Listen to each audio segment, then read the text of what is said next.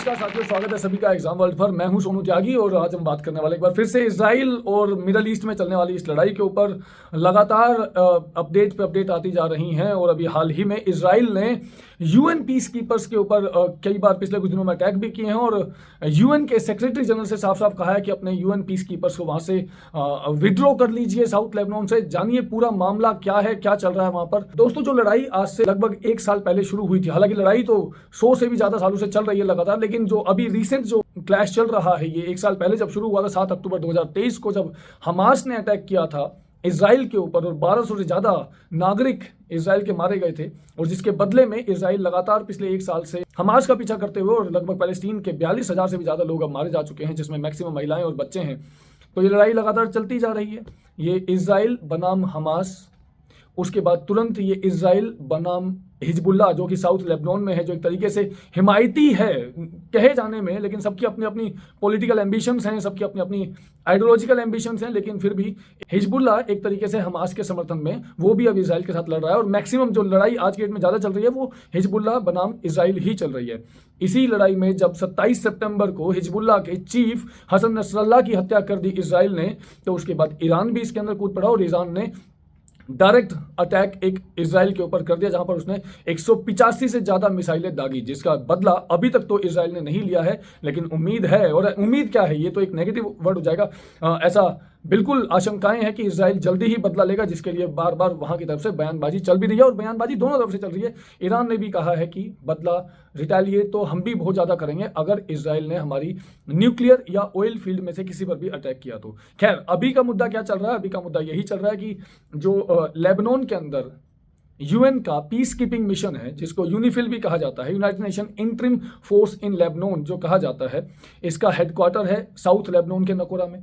अभी पिछले कुछ दिनों में इजरायली डिफेंस फोर्सेज ने नकोरा में जो हेडक्वार्टर है यूएन पीस कीपर्स का, उसको हिट किया। वहां पर एक सैनिक को चोट आई। उसके एक दो दिन बाद फिर वहां पर दो सैनिक, श्रीलंका के 2 सैनिक यूएन पीस कीपिंग मिशन में थे, वहां पर उनको चोट आई, जिसका श्रीलंका ने बहुत ही कड़ा विरोध जताया है। 2 इंडोनेशिया के सैनिक हैं, उनको चोट लगी है, उनको इंजरी लगी है। तो दुनिया भर में इस चीज का कड़ा विरोध चल रहा है कि यूनाइटेड नेशंस के पीस कीपर्स को इजरायली डिफेंस फोर्सेज अपना निशाना क्यों बना रही हैं। इजराइल का कहना यह है कि जो हिजबुल्लाह है वो वहां पर ये जो यूएन पीस कीपर्स हैं इनको ह्यूमन शील्ड की तरह इस्तेमाल कर रहा है, और इनका फायदा उठा करके इजरायली डिफेंस फोर्सेस पर अटैक कर रहा है। और इजरायली डिफेंस फोर्सेस एक तरीके से वहां पर अनसर्टेन है, कंफ्यूज है कि ये हिजबुल्लाह के लोग हैं या और कोई। तो इसलिए इजराइल के जो प्रधानमंत्री हैं बेंजामिन नेतन्याहू, उन्होंने साफ साफ एक स्टेटमेंट दी है कि, और स्टेटमेंट किसको दिया? यूनाइटेड नेशन के सेक्रेटरी जनरल एंटोनियो गुटेरेस। अब एंटोनियो गुटेरेस जी को तो यहां पर इजराइल में आने से ही बैन किया हुआ है नेतन्याहू ने। इजराइल ने एंटोनियो गुटेरेस जो कि यूनाइटेड नेशन के सेक्रेटरी जनरल हैं, इनको पर्सन नॉन ग्रेटा, मतलब ऐसा व्यक्ति जिसका वेलकम नहीं है इजराइल में, मतलब उनको बैन किया हुआ है। मतलब यूएन के चीफ को एक तरीके से, यूएन के सेक्रेटरी जनरल को एक तरीके से इजराइल ने बैन किया हुआ है, और उनको ही अब नेतन्याहू ने कहा है कि अपने पीस कीपर्स को साउथ लेबनान से विड्रॉ कर लीजिए, नहीं तो ये अच्छा नहीं होगा आपके पीस कीपर्स के लिए भी, और आईडीएफ मतलब हमारी खुद की फोर्सेस के लिए भी अच्छा नहीं होगा।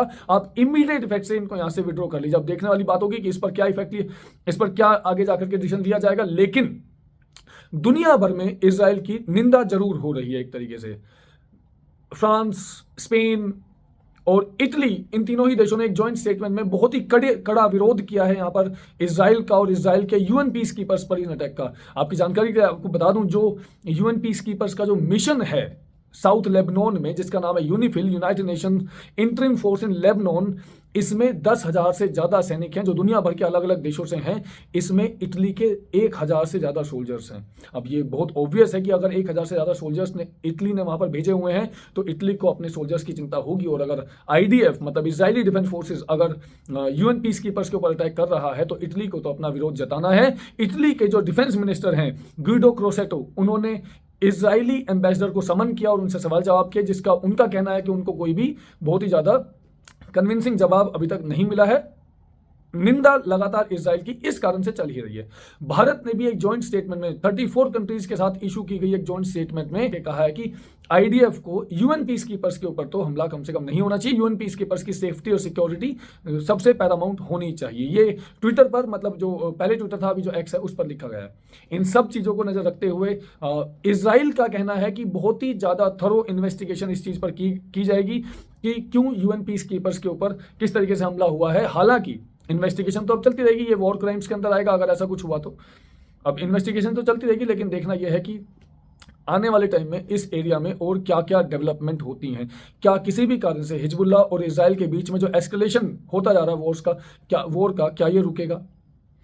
ईरान के ऊपर जो एक एंटीसिपेटेड अटैक है कि इजराइल को अपनी एक तरीके के इस पूरे माहौल में, इस पूरे एरिया में अपनी साख बचाने के लिए क्या वो ईरान के ऊपर कोई बड़ा अटैक करेगा, और अगर किया तो फिर इस युद्ध में कौन कौन कूद सकता है।